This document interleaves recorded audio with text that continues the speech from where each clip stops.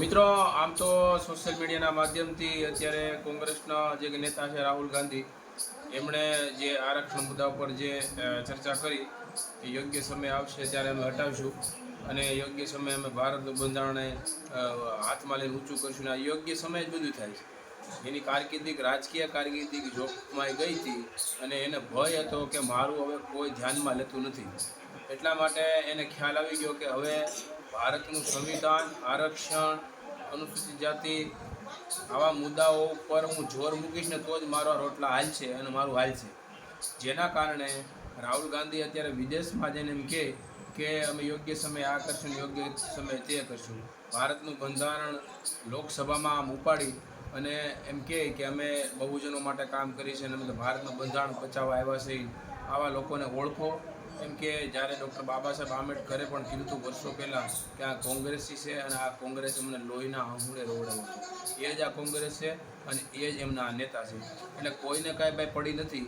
પોતાના રાજકીય રોટલા શેકવા છે કે સંવિધાનને આમ કરો, સવર્ણોને અનામત આપી દો, સવર્ણોને અનામત લઈ લો, ઓબીસીને આપી દો, ને એસસીને આપી દો, ને એસટીને આપી દો.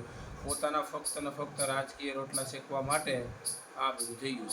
રાહુલ ગાંધીને ખબર પડી ગઈ હતી કે મારી રાજકીય કારકિર્દી છે એ લગભગ ખતમ થવાના આરે છે, પણ ભારતનું સંવિધાન, એસસી એસટીના ઓબીસી અને આરક્ષણના નામે એણે ચૂંટણી લડ્યા અને 234 એટલે કે 250ની આજુબાજુની સીટ આવી એટલે ભાઈ પાછો તાકાતવર થઈ ગયા. અને એને કોણે તાકાત આપી છે એને ખબર નથી, પણ હવે ખરેખર આવા નેતાઓને આપણે ઓળખવાની જરૂર છે. જો નહીં ઓળખીએ તો ક્યાંક ને ક્યાંક આ લોકો ફક્ત ને ફક્ત પોતાના રાજકીય રોટલા શેકવા માટે લોકોનું વિભાજન જ પાડે છે. આજે પોતાના છોકરા હોય ક્યાંય ઝંડો દંડો લઈને નીકળતા નથી. એ વિદેશમાં ડીલું કરે, મોટા મોટા કોન્ટ્રાક્ટ મેળવે અને લોકોની સમક્ષ ક્યાંય વચ્ચે આવતા નથી અને લોકોને નાના નાના માણસો છે ને એ હાલની તારીખમાં હેરાન થાય છે. એટલે આવા બહુરૂપિયા નેતા જે મુખોટા પહેરી અને પોતાને બહુજન ચાહવાવાળા માને છે, સંવિધાન ચાહવાવાળા માને છે, એને પણ ઓળખવાની જરૂર છે.